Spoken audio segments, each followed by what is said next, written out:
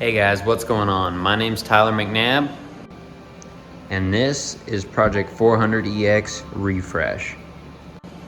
So in today's video, we're gonna start the full-on rebuild process of this quad. So one of the major things we're gonna do in this video is I wanna get the flywheel on, the new flywheel. So I need to go and mark the timing marks on the new one so we can get the flywheel on. We can get the stator back in, the stator cover, get both side cases on for the flywheel side and the clutch cover side.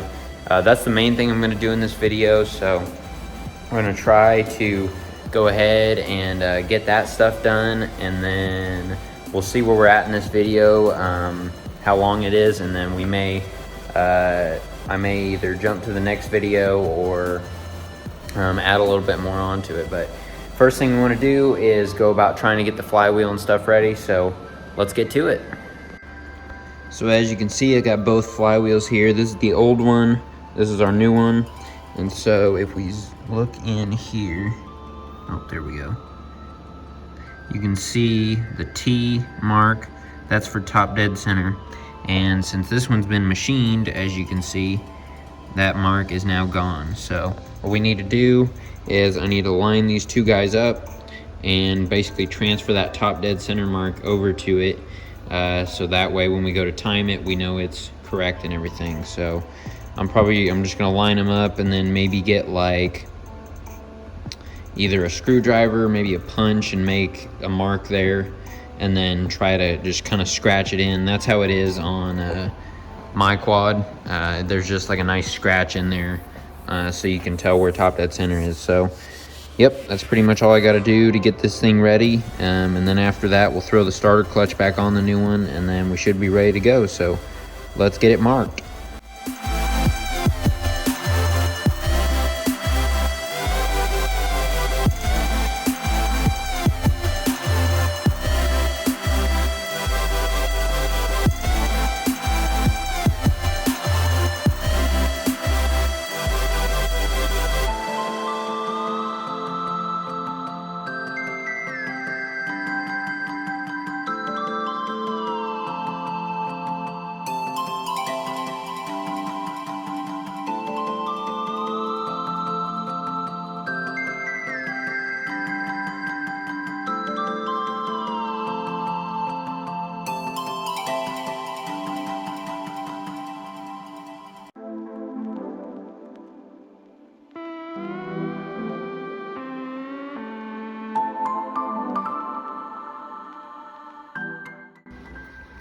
Okay, so got all the bolts in, went ahead, just put a little bit of blue Loctite on them just to make sure they stay in and they're not popping out. And then I ran them down with the old impact just to make sure they're good and ready to go. So got that on. So now the only thing left to do is slap it back on the quad. So let's get over there and put it back on the quad.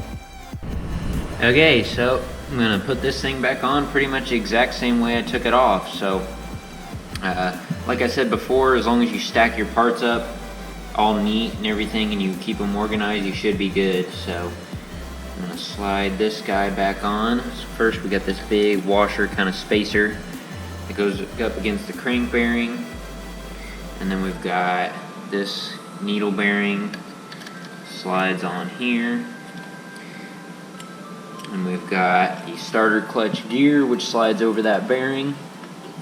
That spins right there. Then we've got this other washer that I'm going to slide on there. And then you also want to make sure your keeper's still in there inside the crank. That's what attaches the crank to the flywheel. So got that. And then now just need to slide on my flywheel. There we go. That's on. So now as you can see, it's attached. One way you can check your starter clutch as well is if I push on this gear, it wants to push that, and then if I go back, see it spins backwards. So that means starter clutch is still good. So that's good. So then the last thing to do is to run down our bolt and tighten this thing on. So you're supposed to torque these down to a certain torque, but what seems to work best for me, and this is how I do it, you can do it a different way if you want, but this is how I do it. This is how my mechanic showed me how to do it. Is those things are really hardy, so I just put my impact on like medium. It's got 3 kind of levels, and then I'm gonna hold the crank just like I did when I took it off, and then I'm just gonna impact it for a couple seconds.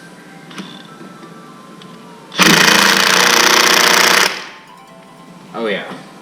So then now that is good to go, and that is not going to go anywhere. So now we've got the new lightened flywheel on, and this side now is pretty much ready to go back together. I did forget to slide this gear back in here, so I'll do that. So this guy just goes right there, and then I'll slide the little pin in. There we go. So there, that's in. So that's what actually connects to the starter. So when the starter turns, it turns this guy, and then, or it turns it this way to turn the motor over, and then when the motor continues spinning, it's essentially like this guy turning backwards, and so it's free. It's got free to where it doesn't catch, so then it can just spin and run the engine. So, yep, that's it. Okay, so the next thing we got is the gasket for this side. So I went ahead and just got an OEM gasket because I only needed, this is the only gasket that I needed for the bottom end, because I had the clutch side gasket already. So I went ahead and just ordered this single gasket OEM. Otherwise, if you were doing a whole bottom end rebuild like I did on my quad last spring, I would just order like a full gasket kit from like Moose Racing or something. But yeah, so I got this gasket. I'm going to slap it on. Make sure you get your dowel pins in. There's one up top, one down bottom, and then this thing should just slide right on. Put it on there. Put the bottom one on. There we go. The gasket is on, and the stator cover is ready to go back on as well. Okay, so before we can put the stator cover back on, well, we need the stator itself. So I've got it and all the hardware for it, so we're just going to put this back in there real quick, and then it should be ready to go.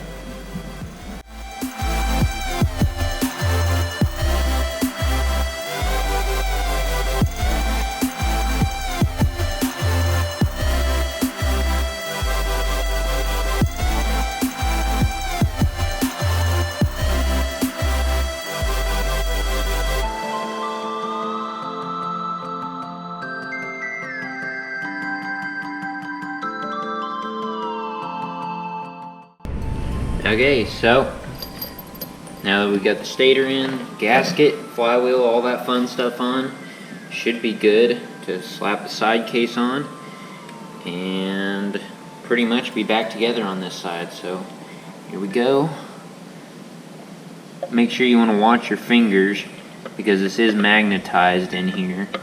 If I can get it in, maybe.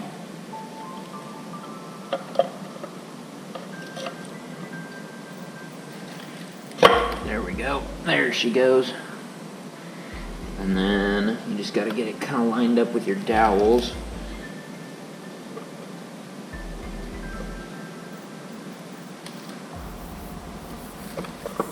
There we go. There we go. Slide it on. And now I'm just going to go through and put all the bolts in real quick.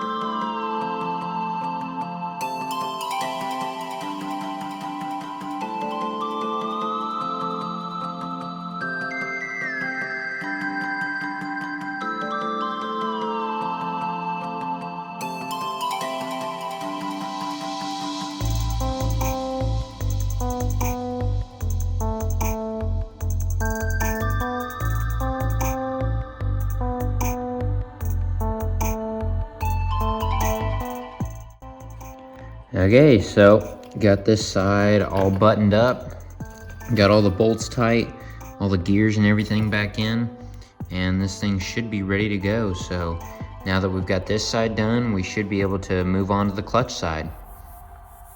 Okay, so the only thing we got to do to this side is got to put the seal back in here. Got to put a new seal back in here. I got those. Here's the one that goes on top of the clutch.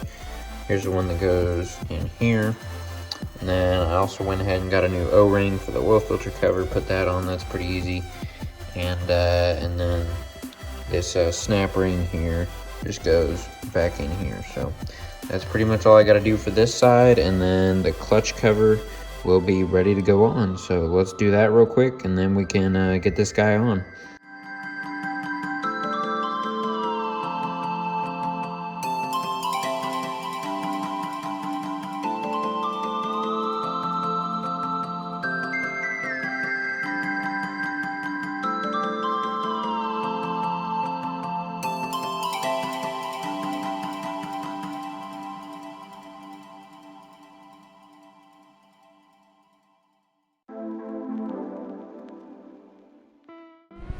Okay, so now that we got all the seals and stuff in the clutch side, it's time to put it on. So you just want to make sure that your timing chain is on good. You want to make sure this O-ring is in the oil pump and good. You want to make sure your oil pump gear is on. I already tightened all this in a previous video, so it's all ready to go. So all I need to do is, I've got this new gasket for this side that I can throw on. Slide that guy on, and then it should be ready for the clutch cover. So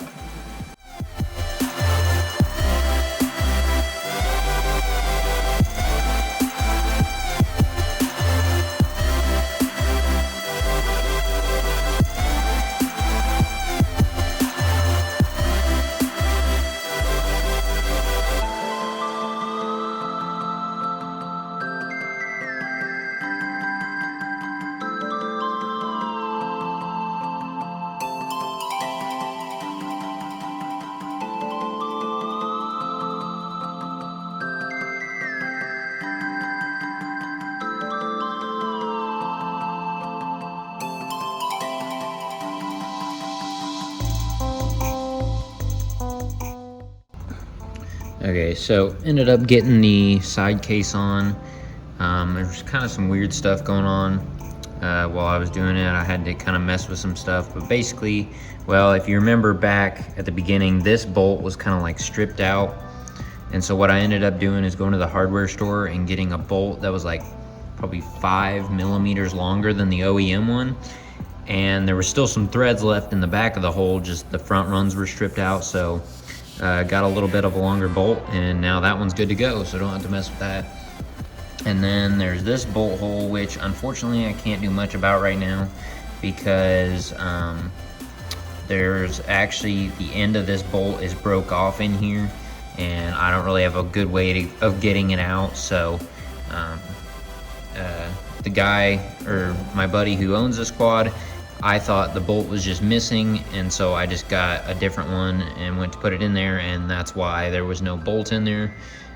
So he'd been running it like that for a while. It's not a big deal. All the other bolts are tightened down. So yeah, so it should be ready to go pretty much. The clutch is actually adjusted pretty well. I just hooked it up, and it's got some good pull length, so shouldn't really have to mess with adjusting that. Maybe a little bit, we'll see. And then yeah, so pretty much I think everything's good to go. I need to go through and tighten all these, make sure they're all good to go. And then from there, I'm probably just gonna do some little stuff, put these oil lines on, and when you're putting those on, make sure you got your dowel and your O-rings, those slide in there. So make sure you do that. And then I had that oversized oil tank over there that I was gonna put on, but my parts guy actually he only had 2 quarts of break-in oil.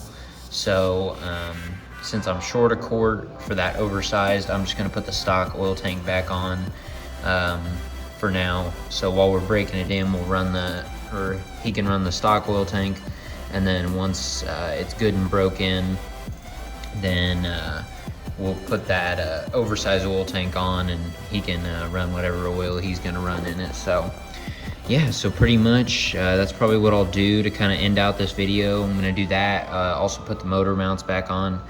Yeah, I got those guys right here. They turned out really good with the powder coat. So get those on, get the oil lines and the tank on, and then that'll probably end out this video. So here we go, get those things on.